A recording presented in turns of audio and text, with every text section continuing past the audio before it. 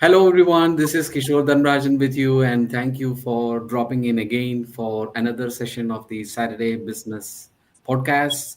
And I have several wonderful speakers here with me. And the first round of questions that we have for our speakers, and they have 1 minute each to answer this question, which is why should people be listening to you in the first place, and what has been your life journey so far? And you have 1 minute. Let's start with Adnan as he joined the session first.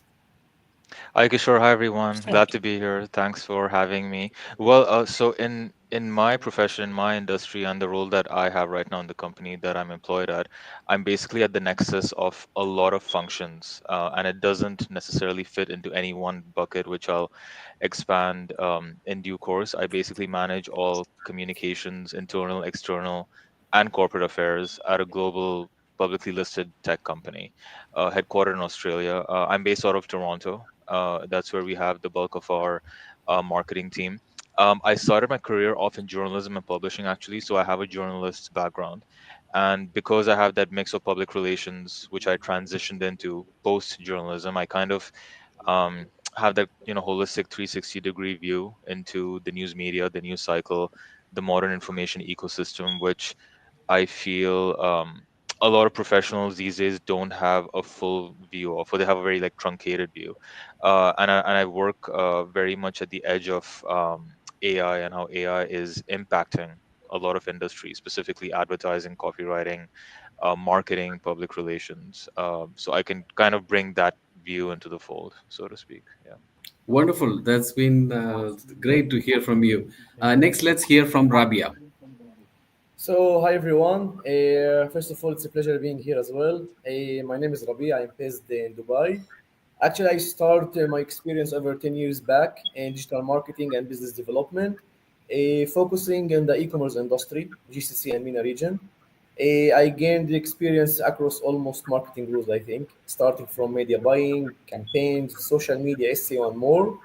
This experience actually gave me an advantage as I आपला understand आवाज how कमी येते. works together. Sorry. Sorry, that was a new speaker who joined in, Mokshanda, but Okay. I've just muted. Yeah, fine. You No can worries. continue. And actually, like today, as the vice president of business development at Al Muwaffer, one of the biggest platform for finding coupons and deals on GCC, I am focusing on bringing new businesses on board and building strong long-term partnerships. This is about me in short. Wonderful. That's so nice to hear from you. Next, let's hear from Samir. Samir, you'll have to mute yourself, unmute yourself. Sure. Good morning, Kishore. Thank you for the opportunity. Good morning, fellow speakers, and a good morning to everyone who is listening to us. In fact, I'm Samir. I've been in Dubai for about 14 years now. Been fortunate to play around, or rather, place my hands on different functions, which starts from finance, sales, marketing, CRM, business development was part of award-winning startup projects as such, which was in Etisalat best startup during in the year 2018, I should say. Also had an opportunity to represent our firm for the MIT Arab Startup Competition in 2018 again. And again, I've been in multiple industries. I've been with FMCG, with financial services, with tech. In fact, with I've handled ERP solutions, HR tech, and also have worked with consultancies across. And now I'm working, or rather, I'm part of a company called Voyon. We in fact focus on providing HRMS solution, a full-fledged HCMS solution, and I take care of their global operations as vice president, sales and marketing. That's about me. Wonderful. Glad to hear that. Next, let's hear from Shika. Hello, good morning, everybody. I'm Shikha. I'm based in Dubai for 11 years, quite a long time, basically from India. Well, I've been a corporate rat. I started in boardrooms with blazers, with corporate deadlines, KPIs, but still something inside me craved more than, kind of success on paper. I basically traded heels for dumbbells. And meetings for my posing routines and my training routines. And honestly, what began as a hobby began as a passion for me, turned into purpose eventually. That was a target. I spent lots of time in the gym. I spent lots of years of being very disciplined, going by the tick marks in my list. And a relentless fire in me actually led me to an IFBB Pro stage, and I won that show. I'm very thankful for everything for that. And today, I don't just build muscles for people, don't but just build bodies. I help people reclaim their power, pleasure, and presence through movement. So it's not my program that I've started. Is not only about training in the gym. It's about knowing yourself sensually as well, because I feel those two things are completely interconnected, and a lot of people who are still very skeptical to talk about it. So this is what I bring on table. And from corporate grind to global stage, my journey has actually been a very clear proof that discipline can actually be divine. You don't have to be robotic for that. And transformation is always possible, no matter what age you are, and what a sector or what working position you are at. So that's about me. Glad glad to hear that. And next, let's hear from Lina. Lina, you'll have to unmute yourself. Yeah. First of all, apologies for I'm Yeah, you're audible. I mean, I think you have muted yourself now.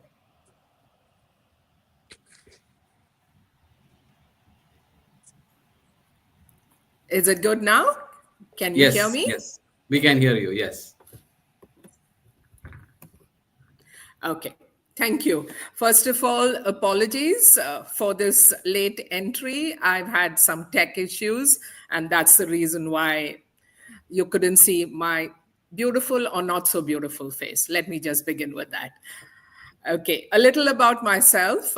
I have had a journey spanning journalism, PR, and corporate com across 3+ decades, starting off in India, moving on to Oman, and then Dubai. So I started with newspapers, moved on to PR. Then my final stint was with corporate comms. So as you can see, when I say 3 decades, so I started off when newspapers were the kings, literally, before the age that we are in today with digital media and all the rest of it. So bromides and I don't even know whether those kind of terms are even something that a few might understand. So paste up artists to computer screens to where we are today. It's been an interesting journey, a lot of learnings, lot of ups and downs, but more than anything else, it has been an experience to see how media and comms have transformed across 3+ decades, and some for the good, some for not so much of the good, but it's been a very interesting journey. And the learning continues because the evolution hasn't stopped. And I'm sure it will keep growing and we keep learning. And that's really my motto is never to quit, at least where it comes to researching or looking at new forms of communication. So that's a little about myself. Wonderful. Thanks for the 1 minute introduction. And let us hear from Mokshinda. You'll have to unmute yourself. Am I? Yes. Namaste everyone. I'm Mokshada Kulkarni, yoga meditation teacher, Reiki teacher and healer, Akashic record reader and wellness coach. In last 20 years of my yogic journey, I got a chance to learn and teach different parts of the world. So while I was learning, I was connecting with the Patanjali Yoga Sutra Hatha Yoga Pradiptika, PKS Iyengar Yoga, Art of Living, SSY, Ambika Yoga Kutir, Mysore, Yoga Darshan Mysore, and many more modern time and yoga gurus. While teaching, I got a chance in my during the life journey. I got a chance to travel all around the world, and during this process, I taught different parts of in India, in UK, Canada, US. I got a chance to connect in West Indies, Europe, and now I'm based in Dubai for last 11 years, and I'm giving my service here in studios as a freelancer, as connected with the different yoga teacher institutes, and I can proudly say I am in a core committee member of Arab Region Yoga Instructor Council, and we are connected with the Ayush Ministry, Indian Ayush Ministry, Indian Embassy, and UAE's Sports Council. So, and we are conducting different yoga activities, seminars, conferences all over UAE, and I'm happy to I was a core part of conducting retreats, yoga retreats, well-being centers here in Dubai. As well, I have another unit in India which is called Alankrita Moksha Yogi. Under that section, I take contracts from different schools where we teach yoga to small kids, like students, right, the age from 3 to 16 or 18, right, from the nursery till the 12th grade. And we teach them how to live life, because at the age of 40 or after the 35 you realize, oh my god, this life is getting crazy and chaotic, and that time we start learning. uh, and this is was my thought to start this program in India, and even we What give our services in corporate world. Yeah, thank you wonderful. for That's the yeah. input. That's a great 1 minute introduction. And now let us go to the 5 minute discussion, which is the most important part of the discussion that we will have, which is what is the biggest challenge that you're seeing in your industry right now. And you have a full 5 minutes. Let's start with Adnan. Sorry, I was just on mute. So it's great to meet a fellow PR and corp comms and journalism professional in Lena. And to her point, I think the some of the key challenges that I'm seeing in my specific industry, and I kind of want to separate it into two different pillars. So one is AI, and one is purely versatility and skill set. So on the AI part, what I'm seeing is that obviously we're seeing a mushrooming of AI tools and platforms. It's taking over every industry. It's making its impact felt. It seems to be on everyone's lips. There's just no getting away from it, right? Um, in my industry, there is a multitude of issues concerning AI. One is that um, there's a level of denialism going on about AI, especially at the higher rung of the ladder. I don't want to generalize. Obviously, there are exceptions to that, but there's this um, uh, odd degree of trying to shove AI under the rug and kind of denying its impact or its existence, where I still see a lot of senior level practitioners and professionals who refuse to come to terms with it. They refuse to learn even the basics of prompts or chat GPT, whatever, chat GPT or Perplexity, Anthropic, whatever the case might be. So that's one part of it. The other part of this AI conundrum is that in an industry like PR and corporate communications, whether you are part of a PR agency, so in PR and comms, you have two models. One is you can work in an in-house corporate role such that I have, or you can work in a PR agency.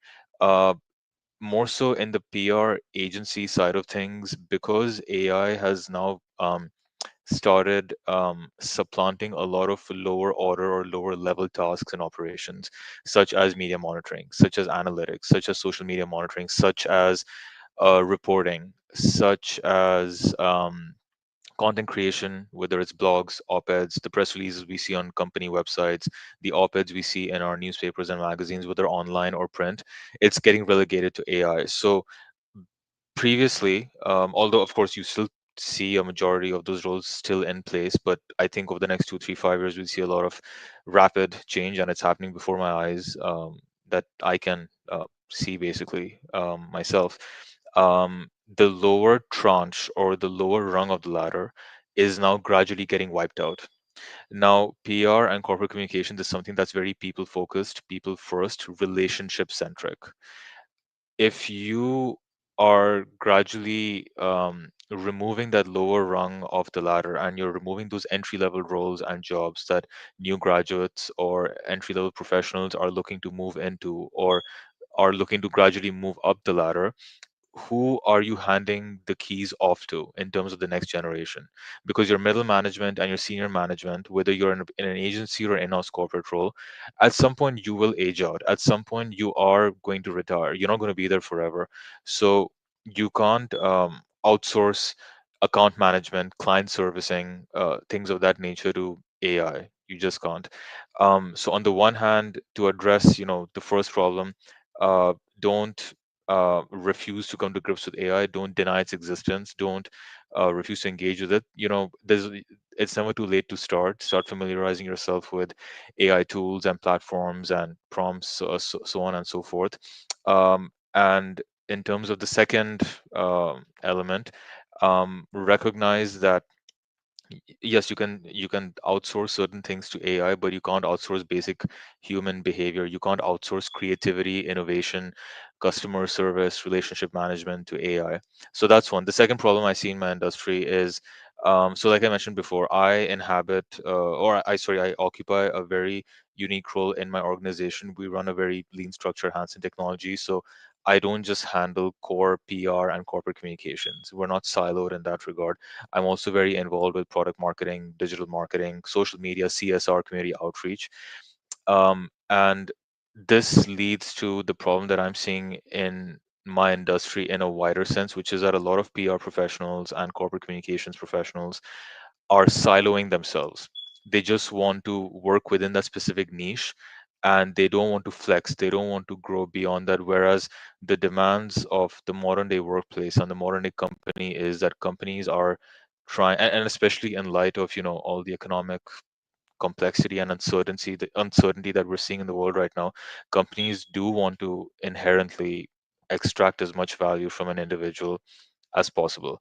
That doesn't have to be seen as a downside or a negative, but it does give you the opportunity to prove your value and show that you can think outside the box and you can take on more responsibilities than what your core mandate demands. You don't just have to be the press release person or the social media person or the lead generation person. If you can work uh, at the nexus or be a node in that machinery, so to speak, it's very good, especially considering the fact that if you look at the agency model with the holding companies, there's a lot of consolidation taking place. There's a lot of mergers and acquisitions taking place. There's a lot of in-housing of capabilities taking place, which means brands are cutting contracts with their vendors. By vendors, I mean the ad agencies and PR agencies.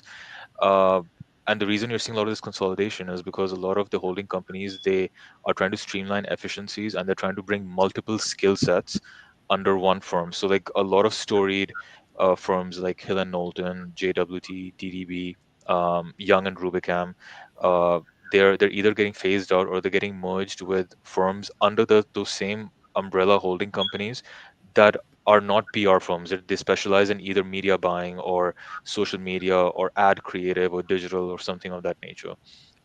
So in a wider sense, this is happening like at a macroeconomic level, and at a micro level, it gives you as a professional, if you are curious enough and proactive enough to kind of expand your skill set. Otherwise, you do risk being swept up in that wave. Wonderful. So That's yeah. a great analysis, Adnan. And let's hear from Rabia. And you have a full 5 minutes. Okay, actually, like I believe a business without its challenges is a business without vision. This is why, like, I think for this question, I think 5 minutes is not enough, but there is so much to say and to share. But I will keep it simple. Actually, for me in my industry, the biggest challenge it's about trust and loyalty. Again, like I'm working on the e-commerce industry. Customers, especially in this region, the GCC have so many choices right now, and switching from one brand or one platform to another, it's like just one click away. So winning their trust and keeping it, it's like harder than ever. It's no longer about like to be the cheapest platform or brand or running the loudest ad. It's about to be more authentic, bringing a real value to the customer, and showing that you are caring about his needs. Like this is my main challenge on the industry. One more big challenge, to be honest, it's finding talents. People who have like both strong marketing skills and solid data knowledge. That combination is rare, but it's exactly what I need and what is the industry needs. And today, to be honest, it's a bit hard for me to find.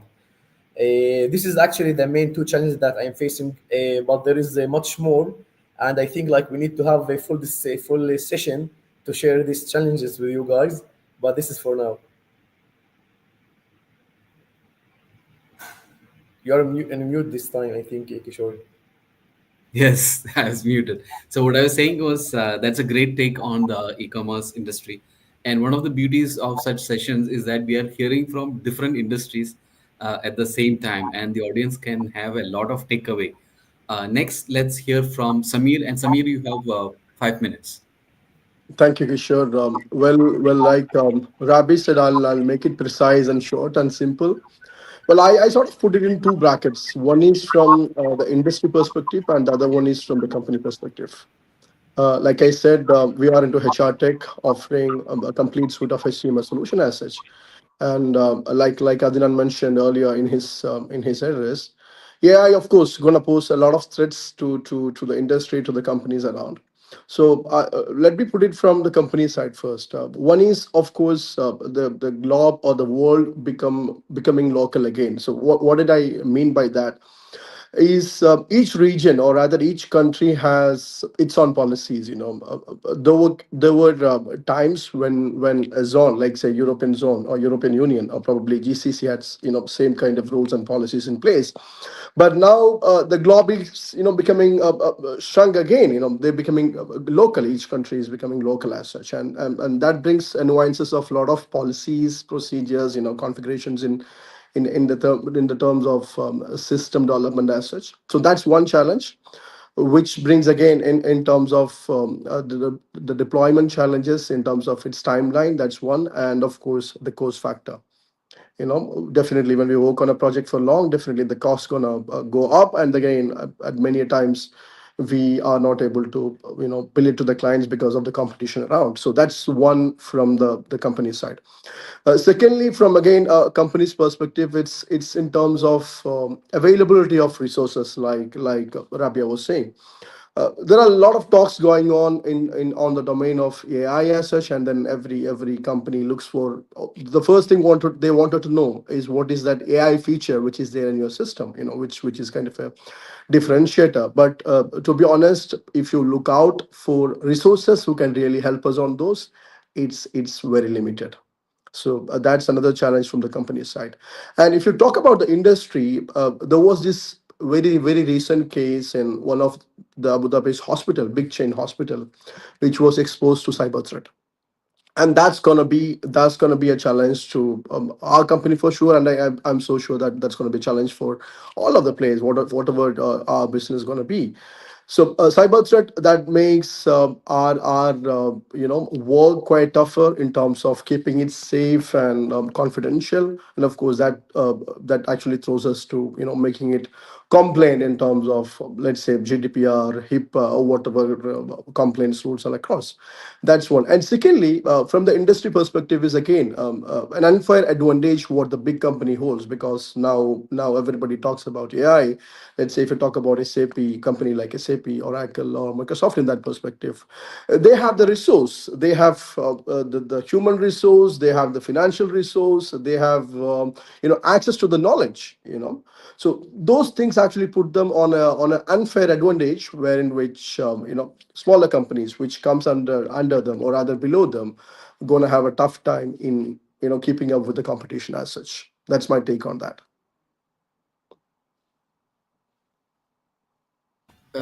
That's wonderful, Samir, and I'm so glad you summed it up quite well. Next, let's hear from Shika. Well, Well, thank you so much. For me in my industry, in fitness industry, the biggest challenge is not the access to gyms or the programs. You have ample of gyms opening up everywhere. You have lots of programs available online. I'm sure Makshada would be able to relate to this and would agree with me. So it's not the access to the gyms and the programs that people have. I feel it's awareness that's missing. I mean, we are in 2025, and people still equate fitness with having flat abs or punishing themselves in crazy exercise routines, and that actually is not the case. This it shouldn't be like that. So I feel that awareness is the biggest missing piece in my industry, which I see a lot of time every day in my gym. There's a very little understanding that true fitness is not punishing yourself in the gym, is not going through crazy routines, tiring yourself up relentlessly. It's not that. It includes a true fitness includes emotional strength, a sensual confidence, and it's a nervous system balance basically, which I think people don't understand. Even now in 2025, there are a lot of myths around everyone. People still, they just read on Google something. They still have I have so many clients who comes to me with so many myths. For example, if your muscles don't pain after training, that means you haven't trained. No pain, no pain, no gain, kind of a thing. This still dominates, and this is very sad because these are all educated, very well educated people doing very well in their domains. So, but they still have all those myths around. People still chase aesthetics, without learning how to feel safe, how to feel free, and most importantly, how to feel connected in their own bodies. I think that's where true fitness, lives, and that's the real gap which I'm trying to build, and that's the bridge which I'm trying to build between people through fitness and bringing them to the realization of this connection of fitness and sensuality and knowing about their bodies, understanding their bodies. Because I feel fitness without embodiment is just performance. It's not transformation. And I'm here to bring transformation. But so, yes, the biggest challenge for me in my industry is lack of awareness. Wonderful. That's a wonderful take on your industry. And let's hear from Lena.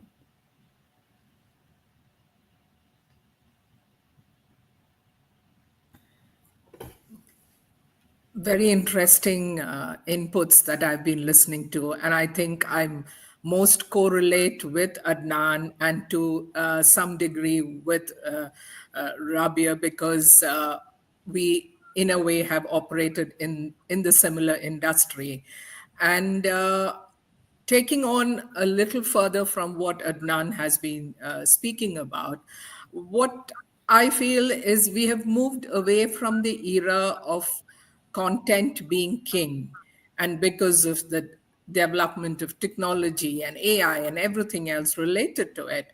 But for me, I feel the challenge when I see a lot of written work or content floating around on the web space is that relevance, creativity, quality, these have kind of, they're, yes, obviously they're being enhanced, but are they being truly enhanced by the humans behind it, or are we totally kind of relying on copy paste in so many cases? And also because creative professionals today have to compete with humans in their space and also with the machines or the AI. So when it comes to that, how do you stand out? How do you create something that is relevant in your industry or relevant with your target audience? That I think is a huge challenge. And it's a challenge for anyone in the creative profession, or even, for instance, with Shika or with Mokshada. I hope I'm pronouncing your name correct, because it is relevance is something, relevance and quality. How do you create that makes, because there are sources from where people can gain their information. So what makes you stand out? Second is something which is quite bothersome, is there is no specific law to protect originality in terms of creative content, because I have noticed quite often on LinkedIn as well, for example, is that somebody will copy paste a trending subject. Fine, you do that. At least acknowledge the original content creator. Most of the time they don't. They just copy paste something because that's the talking point at the moment in the industry, and they know that will pull engagement. So let's say if person A has posted something and person B is going to post the same thing, but when it comes to person B, maybe he has more followers, maybe more outreach. So basically he's taking someone's original content, posting it as his or her own creativity, creating the engagement, and probably gaining brownie points. Some of these people, I find they're called out by, let's say, other professionals, but that's not the case always. So, how does a creative individual or a creator, be it for any kind of content, be it digital, be it advertising copy, be it just normal blogs or any trending topic, how do they protect originality? Because in the end, who's to say that what I have created is my own when somebody has already just taken it and posted it and got, let's say, about 1,000 plus likes or engagement and comments? So for me, actually, the second part is the most worrying. And I think that's going to be a challenge going forward as well, because with AI and with the technology available, you can also find similar content out there in that space. So, who's protecting the copyright of the original creator? And that, I think, is one of the biggest challenges the creative industry as a whole is going to face, unless there are laws or there are some ways to create that adequate protection. That's a wonderful take on the industry. And next, let's hear from Mokshada. I think before talking to the challenges in the industry, this is a big challenge for me to talk just for 5 minutes to talk about our challenges. But I must say, Shikhaji mentioned many of my points which I wanted to mention here.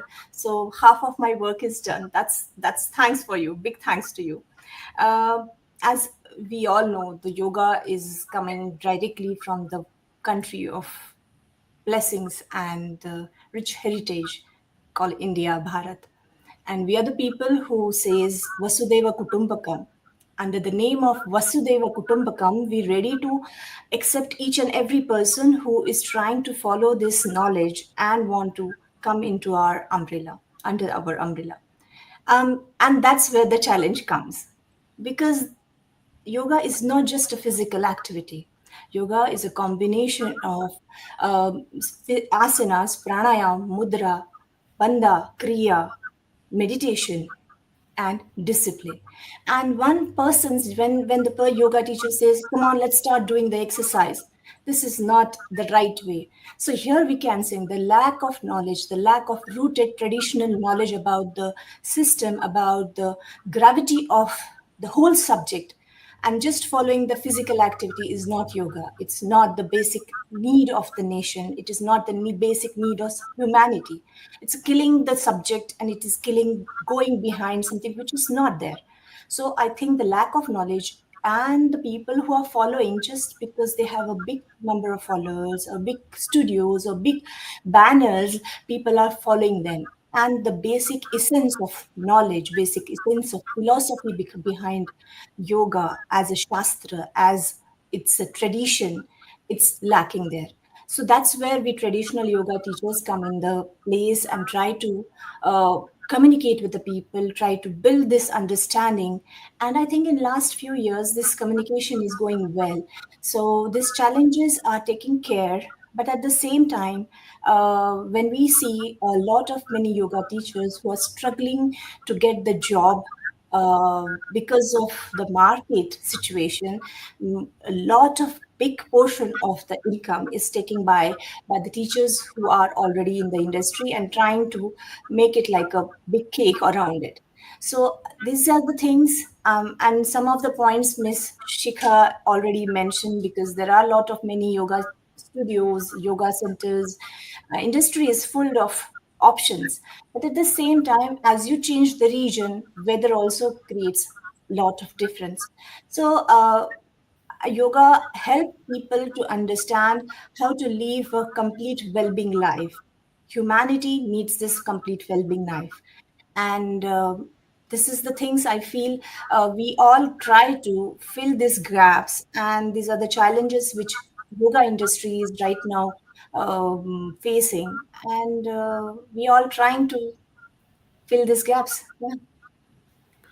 That's nice. So glad to hear about the challenges in that industry. And since it's my opportunity to talk about the challenges in marketing, which is what we are involved in, marketing was always challenging. The distance between the product and the customer was very long and weird, and they called it, Google calls it the messy middle. They know through all the data which they have accumulated that it's very difficult to get to the customer from the product or service. And the search engines and social media has never been helpful in closing that bridge. In fact, they have been assisting in putting obstacles in between that, because the more obstacles you have, the more you'll have to spend on their advertising platforms to reach the end customer. And that is where they get their revenue. So as a business, they're all in business, so they do have to extract as much possible from the advertisers. So already it was a complex scenario, and now AI is bringing in a new additional layer of complexity to all of this. And the weird thing is, it looks like AI is solving this issue for marketers and advertisers, but in reality, an additional layer of obstruction has been created between the product and the buyer, and the advertiser will have to figure out how they are going to solve those. So this is the 300-foot view of marketing that you can see, and that seems to be the big challenge. So AI has brought in an additional challenge for marketers. So that is my take on this. Now we go to the next round of questions, and again you have 5 minutes. And the question is, what do you think is the biggest opportunity that you are seeing in 2025 in your industry, your career? And let us start with Adnan. Yeah, thanks, Kishore. And yeah, I actually second what you said a lot about the marketing industry and the challenges it's facing. I hear that a lot from my more conventional marketing colleagues as well. In terms of the opportunities that are present in my industry, in my sector, it builds on directly from the challenges that I articulated in the previous set of questions, which is uh, so a lot of it has to do with AI, and I kind of want to illustrate the opportunity with an example. So there's a very famous TV show on HBO called Industry. I don't know if anyone here might be familiar with it, or someone in the audience might be familiar with it. It centers on the inner workings of a investment bank, a wealth management bank. It's completely fictional, and there's one scene, and I hope I'm getting the details right because I watched it like a couple of years ago. There's one specific episode where one of the protagonists is called in by senior management for an interview, where he has to kind of make the case for himself or explain why should we keep you on the team, why should we not fire you. And he's not the only one. Like, all his colleagues, all 10 people in the team are called in one by one. It's almost like a extreme version of a performance, a very severely extreme version of a performance review. And he says these words. He says, and okay, to provide more background, there's a lot of automation taking place in their industry in investment banking, and we're seeing this in real time as well, within wealth management, within family offices, within capital markets operations, and things like that. A lot of automation, a lot of AI takeover is also happening, and this is happening in the show as well. So he said that, I understand that you're automating a lot of tasks. I understand that you've been talking behind my back that a lot of things can be taken over by AI, but ours is a belly to belly business.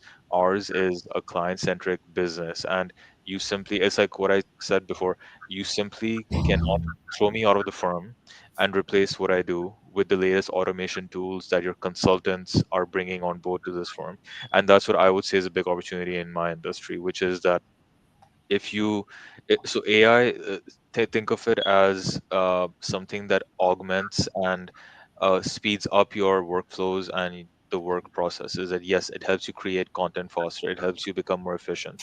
um, the time that you're saving on the more mundane tasks, such as reporting or analytics, social media monitoring, writing endless pages of website copy, social media captions, press releases, you can now focus on more higher level functions such as strategy, creative ideation, more innovative ways of working, coming up with more creative ideas for a client pitch to secure someone's business, or coming up with a great new campaign, brand campaign idea, and at the same time doubling down on the soft skills you need to retain business, being very customer centric, being client centric. So focusing on that higher order, higher level of functions, that's very necessary for a professional to thrive in this current work environment. So I would say that is the big opportunity for um, and like any professional in my industry, whether you're just starting off your career as a junior professional straight out of college, whether you're a mid-level professional, whether you are a senior level vice president or SVP, or even a C-level executive or a senior director, for example, this I think is the single biggest opportunity within my specific profession. That's a wonderful take. And next, let's hear from Rabia. So in terms of opportunities in my industry, I believe like the golden one right now is blending between both online and offline. This region, the GCC and MENA, it's totally different comparing with the US and Europe market. It's markets like UAE and KSA. People here love the digital experience, but they still enjoy the human touch, in-store physical shopping. Even like I think going to the Dubai Mall itself, it's an experience. Creating seamless journeys between the two, it's a real game changer for me. One another huge opportunity, it's the AI personalization. I know that it's AI now, it's a trend for everyone, just like everyone just want to talk about it. But in my case, it's not just a trend, it's a game changer as well. Just let's imagine that every customer feeling like offer was designed exactly for them, matching their exact needs that they are looking for. And for me, like it's a bingo. Actually, I believe that any businesses that moving fastest on this won't just grow. I think they will define what the industry looks like in the next chapter. That's very right, and this is precisely what we are also seeing from our side. And thanks for sharing that. Next, let's hear from Samir. Thank you, Kishore. In fact, Rabi was saying, we cannot stop talking about AI. So, like I did in my earlier segment of talking about threats, I would love to classify them again in terms of opportunities from the industry perspective and the company perspective. So, from the company perspective, Voyon folks, we are into HR tech, and I call ourselves as an young company with a very matured product. When I say matured product, we have an enterprise grade application which takes care of the entire employee life cycle, which comes from hiring till separation. And then these days, we call it from hiring till rehiring, because rehiring is a trend. So, from the company perspective, when I speak about the opportunity, one is our decision, or rather our move to Dubai, or rather our decision to make Dubai as a global business center, is because this is a land of opportunities, and then this place actually connects us to many in the world. many partners around, many clients across. So we see that exposure, we see that acceptance, we see that credibility which is attached to a company from Dubai assets. So that's one opportunity what I find from a company perspective. Second is of course again related to AI. I talk about earlier I talked about the increase in demand from the customers with related to AI features in the system. So in a way it sort of helps us, or rather it helps in cleanup of the market, because when I look around I see a lot of solutions which was developed, let's say 10 15 years back, with no advancements, with no technical team in place, with no developments happening across, but still they are selling in the market. Because so far what the customers wanted was, okay, a solution which takes care of employee management, which helps them in payroll processing, and then the routine transactional jobs. But now the preferences are changing. So there is a clear demand for robust system which can actually help them on a better performance. In fact, let's say something which works along with AI and so on.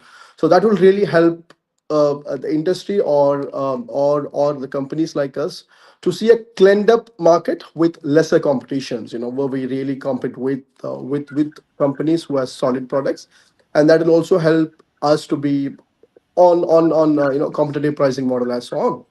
Secondly, talking about the industry, one thing which we have seen on a significant change or a tremendous change is considering HR department as a functional department. All these years, it was just considered as a supporting function. They were not involved in the strategy. They were just supporting employees to get their salaries on time, to manage their leaves, to manage their benefits and so on. But that trend has changed. Companies are considering HR department as a strong backbone for their growth, for their vision, and that's bringing a substantial change, in our potential assets, and that's where they become willing to get invest, or probably invest on the products which actually supports them. That's one. Secondly, it is again related to the organization, because as a product companies, our products going to help companies to empower them, to empower in different ways, which sort of aligns with the vision and so on, which starts even from the hiring. With the systems like ours, which has a lot of AI in place, identify sort of help the companies to identify the right fits, and that will help them save on the hiring cost, and then they will also be able to retain them well, because the system supports them in understanding employee motivation, employee engagement, employee sentiment and so on. So AI definitely, though it acts as threat on certain front, it sort of act also as a friend, or a, opportunity in many other fronts as such. Thank you, Samir. That's a very good point that you've discussed. Next, let's hear from Shika.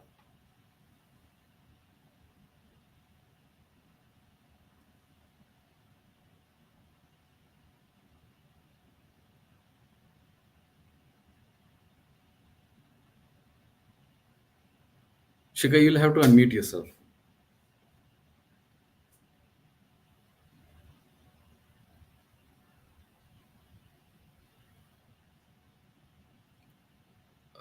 Shika, have you? If you're facing tech issues, then we can.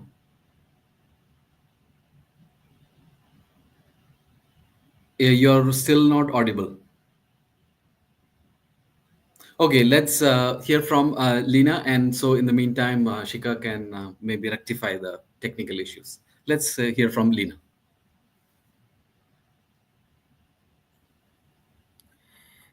Okay. In the industry that I have been, or I operate in, I think there is opportunity both for entry level and mid management, let's say, for people who can comfortably straddle the world of AI and human output. Because at the moment, you are not just supposed to be creating content that you throw out there in the open space. You need to have content which can fit different platforms. You should be your SEO should be in place. You should have good social media engagement. You need to create leadership content. So there are so many different aspects of content that anyone getting into the industry has an opportunity to excel in, because at the moment every brand is trying to not just be seen but to resonate, and everyone is being seen, but are you resonating with the audience or your target market? That is a big question. So somebody who has the skills to be able to do that, or to understand what it takes, and for that also it's not just about creating content, it's also about creating a connection, to create a connection both with the audience that you are addressing and also the brand that you are the custodian of. So to be able to understand that brand, to be able to sit down and find out what it is that will help them stand out in a market with thousands and millions of voices and thousands and millions of other competitive names. So somebody who has that sort of, I wouldn't say knowledge, but also a thirst of learning and being able to adapt. Adaptability, I think, is the greatest opportunity at the moment in the creative space, where you cannot be boxed in one kind of function. You need to have the skills or the thirst to learn similar engagements within your space. So if you take a piece of content, you should be able to adapt it into, let's say, a two-line social media, what would I say, a social media tagline. You should be able to put that on TikTok. You should be able to create an email burst. You should be able to create a content blog for the leadership, everything aligning to the same thought process. So somebody who is ready to learn and to adapt, there is huge opportunity, and that's what I think will work both at an entry level and to also for people who have greater experience in the field. That's very true. The ability to adapt is crucial. Let's hear from Shika. Hi, can you hear me now? Okay. Um, I think the greatest opportunity in my field right now is we as fitness professionals being able to redefine fitness as a gateway to deeper human connection. I think we have resources and we are now able to do it because people are very keen. They're extremely curious. They're actually craving for more than just a physical change. I have clients who are literally looking for the confidence in their own skin. They want to feel safe in their intimate lives and feel more alive internally, and they're actually looking for strength that goes beyond training into the gym. So there is a lot of scope because people are coming up and they're very, very curious, and we have resources these days to be able to redefine that. The future of fitness is, I think, is very integrated, and it's where sensuality of a person, psychology, and training, everything meets all together, and that's what brings us a big opportunity to be able to redefine fitness.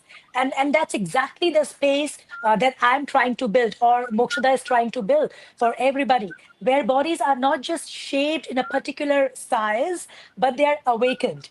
And I think awakening is something that people are looking forward to, and they're really looking for the programs and the coaches who are able to be to do that. So I think that's the biggest opportunity for us, to be able to redefine fitness in different ways. Thank you for that awesome insight. Never thought of it from that angle. That's excellent. Next, let's hear from Mokshita. Yes. Opportunities in the yoga industry.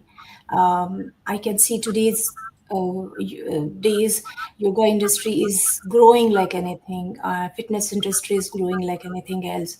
When I started here in Dubai last 12 years back, the situation was completely different. And now people are coming and asking us to teach yoga. Initially, we were going and asking to people whether you want to start here or not. This is a complete game changing situation right now in the industry, not just because of the physical fitness they are looking for, the complete well being each and every person is looking forward. And after going through the difficult phase all over the world during the COVID time, the COVID time was not easy for anyone around the world. And during that time, each and every person understood that just running behind the money, just running behind the success is not the only thing which one person need to have it in their life. To have a complete whole well-being in their established life or called as a successful life, one need to have a successful healthy mind, one need to have a successful healthy body, and at the same time a beautiful family where they can have a coexistence, not only family, the family, friend, and the social circle.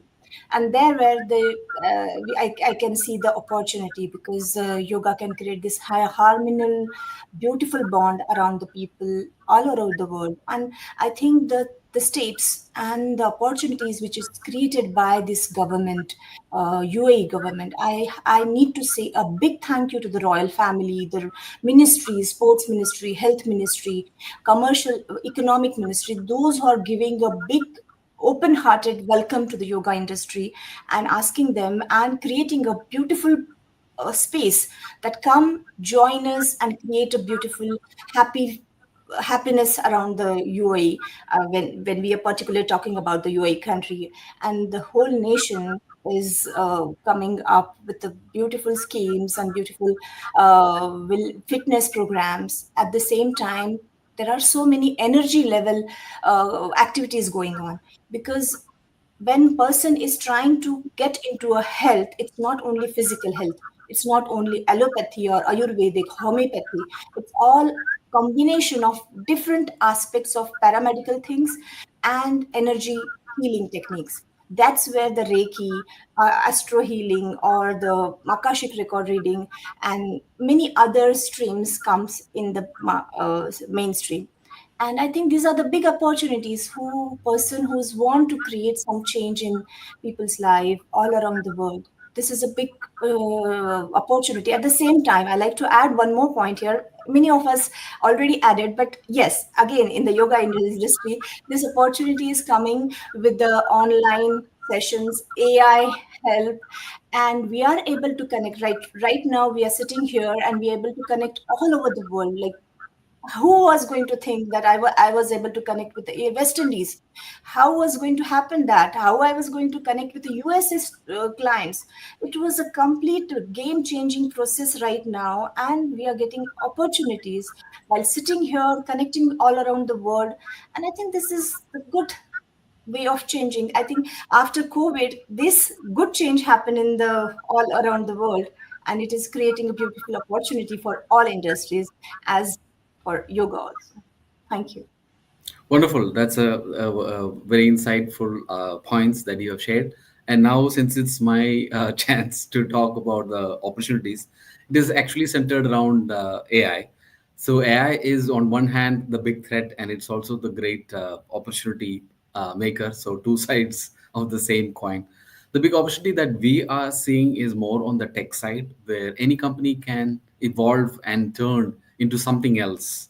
So, for example, in our personal case, we were an SEO company into content marketing and social media, but we are now evolving into a SaaS creator where clients come to us and say, "Can you create an e-com store which is connected with SAP or Oracle, which used to take a lot of manpower and a deep technical knowledge, but it can be done now with the power of AI." So, if someone wants to create a SaaS product to measure all the calories which is being taken in on their daily food, that can be done. So there's hardly anything that you cannot create these days using the power of AI, and I feel that is a great opportunity from the marketing perspective.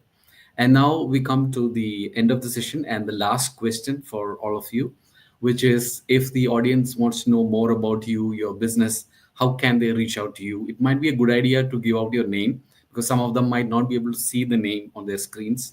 So if you can give your name, your contact details, which might be your website, social handles, email, whichever you are comfortable with, that would be great. Let's start with Adnan. Yes, so I can be found on primarily three platforms, LinkedIn and my personal website and Instagram. So on LinkedIn, you can find me under, well, Adnan Bashir. I guess there's no format. That's just my name over there. My website is www.adnan hyphen like small dash bashir.com. And on Instagram, you can find me first name, last name, Adnan Bashir, TC. So the letter T and the letter C at the very end. That's basically how you can connect with me and get in touch with me. Yeah. Thank you. Let's hear from Rabia. So actually, networking is not just nice to have; it's a key to success for me here in Dubai. So since it's a LinkedIn market, just search my name on LinkedIn. You can find me by search Rabia, Rabea, not I, Elias, Elias, and let's connect. Wonderful. Next, let's hear from Samir.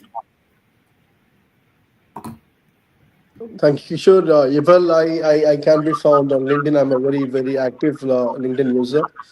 I use this platform. I use the LinkedIn platform to learn, of course, to grow and connect. So I'll definitely be happy to connect with anybody who wishes to get connected.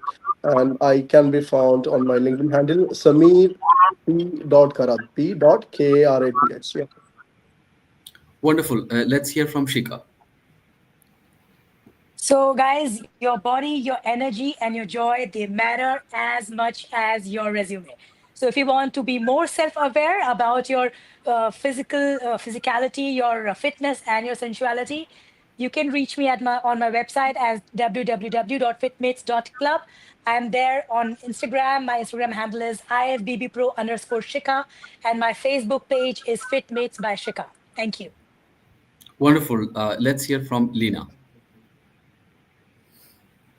Hi, everyone. I'm on LinkedIn and pretty active on it. So you could just connect with me or drop a message on LinkedIn. It's Lena, Lena, Matthew, Mathew. And you can find me there.